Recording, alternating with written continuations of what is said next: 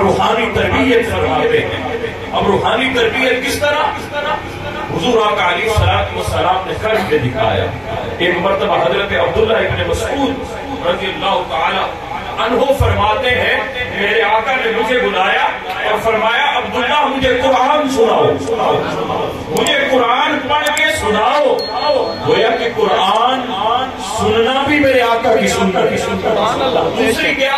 حضرت ابی ابن کعب رضی اللہ تعالیٰ عنہ فرماتے حضور میری بارگاہ، حضور میرے پاس خود تشریف لائے اور حضور نے آ کر فرمایا کہ اے ابی ابن کعب میں محمد تمہیں قرآن سناتا ہوں، میرا قرآن سنا.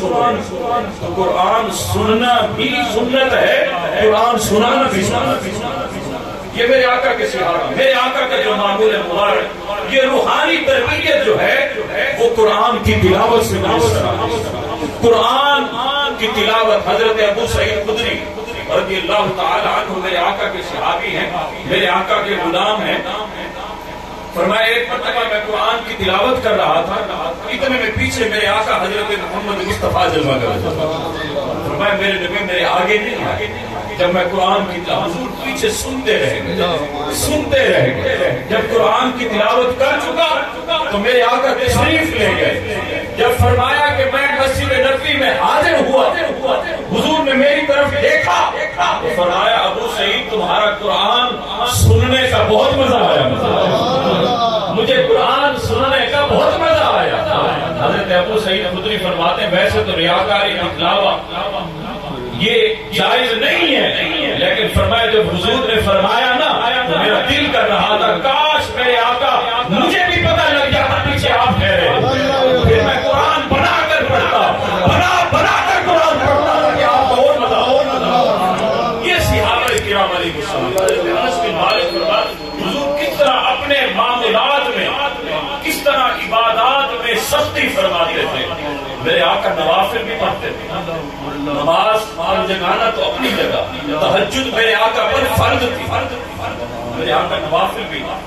23 سال میں میرے آقا حضرت محمد مصطفیٰ علیہ السلام نے جو انقلاب برپا کیا، صدیوں تک وہ انقلاب کوئی نہیں برپا کیا. میرے آقا کتنے معمولات ہیں.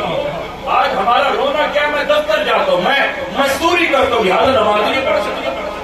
تاکہ میرے آقا حضرت محمد مصطفیٰ سے بڑھ کر بھی کوئی مصروف ترین شخص ہو. حضرت انس بن مالک فرماتے ہیں حضور کی عبادت کا معمول یہ ہے کہ فرمایا کہ جنگ میں ہم تھے اور حضور کے نوافل کا وقت تھا، ہر کوئی اپنے کام کاج میں مصروف تھا.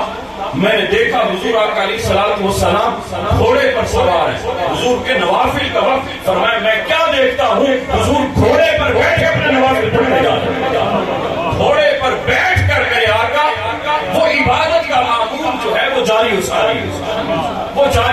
آج ہمیں تھوڑی سی تکلیف کیا آئی تو عبادت دکھانا. تو یہ اللہ عز و جل کے جو بندے ہیں وہ اپنی روحانیت کی تربیت، اپنی روح کو غذا اس طرح عطا فرماتا ہے. اور صحابہ تو فرماتے ہیں ہم شفا بھی قرآن سے طلب کیا کرتے، شفا بھی قرآن سے طلب.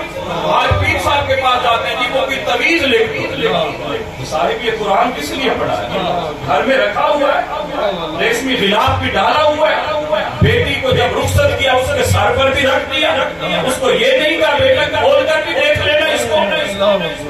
ہاں کتاب زندہ قرآن حکیم، حکمت اولا ازالستو قدیم. لوگوں یہ قرآن وہ زندہ کتاب ہے جس کی حکمت ہے، جس کی نورانیت، جس کی روحانیت قیامت تک ہے.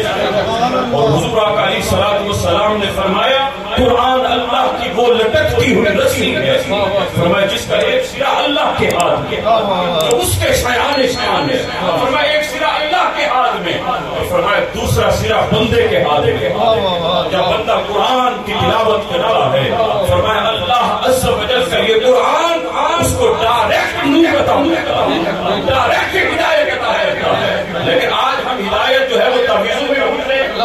یہ قرآن صاحب تیرے گھر میں پڑا ہے، اس قرآن کو کھول لیا. حضرت ابو سعید خدری فرماتے ہیں حضور کے شاگرد تھے، گئے ایک قافلے میں، رات کا وقت تھا، کافروں کا علاقہ تھا، وہاں پڑاؤ ڈالا. ان سے کہا کہ کھانے پینے کو کچھ لوگ، انہوں نے کہا نہیں، تم مسلمان ہوتے ہم کچھ نہیں دیں گے۔ بھائی اتنی سختی کی، ہم نے خیمے لگائے، سو گئے، اللہ کی ذات پر توکل کرتے۔ یہ اللہ کے وہ بندے جن کو صحابہ کرام علیہ السلام کہا۔ یہ میرے آقا کے تربیت یافتہ ابو سعید خدری فرماتے ہیں، میں قافلے کا سپہ سالار تھا، رات کا وقت تھا، اچانک دستک ہوئی، کوئی غریب آیا اور آ کر کہنے لگا کہ ہمارے سردار کو بچھو ڈنگ گیا۔ کوئی ہے دم کرنے والا، کوئی ہے پھونک مارنے والا؟ حضرت ابو سعید خدری فرمانے لگے ہاں میں کر دیتا ہوں۔ بخاری شریف کی یہ روایت ہے، میرے آقا حضرت محمد مصطفیٰ علیہ السلام کے فرامین میں یہ موجود ہے۔ اور ایک روایت میں آتا ہے کہ سردار کی بیٹی کو بھی چھوڑ ڈالا۔ ابو سعید خدری فرماتے میں گیا، میں نے دم کیا، قرآن پاک کی کسی سورت کی تلاوت کی، فرمایا دیکھتے دیکھتے وہ شفا یاب ہو گیا۔ اس نے کہا مانگو کیا مانگو؟ فرمایا پہلے تو میرے سارے قافلے والے کو کھانا کھلاؤ، اور پھر یہ جو میں نے دم کیا ہے اس کا نذرانہ 40 بکریاں، 40 بکریاں۔ کہا کہ انہوں نے وہ کھانا بھی کھلایا، 40 بکریاں بھی دی۔ اب ہم آ کر جو ہے جب سونے لگے، صحابہ کا آپس میں اختلاف، یہ اختلاف میرے آقا نے فرمایا اختلاف امتی رحمتنا، میری امت کا اختلاف بھی رحمت۔ رائے میں اختلاف ہو سکتا ہے، اور یہ اختلاف جو ہے وہ اصلاح کی بنیاد پر ہونا چاہیے، اختلاف علم کی بنیاد پر، نہ کہ تنقید کی بنیاد پر۔ صحابہ کا آپس میں اختلاف، بعض کہنے لگے ابو سعید خدری یہ جائز نہیں ہے، یہ تم نے جو نذرانہ لیا یہ نذرانے کی وضاحت ہو رہی ہے۔ بعض کہنے لگے یہ جائز نہیں ہے، ابو سعید خدری فرمانے لگے پریشان کیوں ہوتے ہیں؟ اب لے آئے ایسے وہ جائیں گے مدینہ النبی، حضور کی بارگاہ میں مسئلہ حل ہو جائے گا۔ اگر حضور فرمائیں گے جائز ہے تو رکھ لیں گے، اگر فرمائیں گے جائز نہیں تو کھانے کے پیسے دے جائیں گے اور بکریاں لوٹا جائیں گے۔ مسئلہ کیا ہے؟ کیوں پریشان ہے؟ صبح ہم نے کہا وہ سو گئے، صبح ہوئی، حضرت ابو سعید خدری فرماتے میں حضور کی بارگاہ میں گیا اور حضور کو یہ سارا واقعہ سنایا۔ فرماتے ہیں جب حضور کو سنا رہا تھا میرے آقا مسکرا رہے، پتلی پتلی گلے گدس پتیاں ان لبوں کی نزاکت پہ لاکھوں سلام۔ فرمایا میرے آقا مسکراتے جا رہے تھے۔ جب سب کچھ سنا لیا نا میرے آقا فرمانے لگے ابو سعید خدری بہت مزہ آیا تمہارے آقا، اچھا یہ تو بتاؤ کہ وہ تم نے دم کیا کچھ کیا تھا؟ کیا دم کیا؟ یا رسول اللہ آپ کے غلام ہیں، نوکر ہیں، آپ کے شاگرد ہیں، آپ سے سورہ فاتحہ سیکھی۔ ایک مرتبہ آپ نے فرمایا یہ سورہ فاتحہ سورہ شفا بھی ہوتی ہے، یعنی مریض پر دم کرو گے اللہ شفا دے دے گا۔ یا رسول اللہ آپ کا حکم تھا، ہم نے پھونک ماری اللہ نے شفا دے دی۔ فرمانے لگے اچھا یہ بتاؤ وہ تمہیں دم کس نے سکھایا تھا، وہ سورت کس نے سکھایا؟ یا رسول اللہ آپ نے۔ میرے آقا مسکرانے لگے، فرمایا پھر 20 بکریاں پہلے مجھے دو اور 20 کو فرمایا وہ 20 پھر میرے لیے لے آؤ نا، وہ آدھا حصہ میرا ہے اور آدھا تمہارا سکھایا جو میں نے۔ میرے آقا نے مسئلہ حل کر دیا۔ صاحبان دیوکا یہ روحانی تربیت صحابہ کرام علیہ السلام اس طرح سے روحانیت پر توجہ دیا کرتے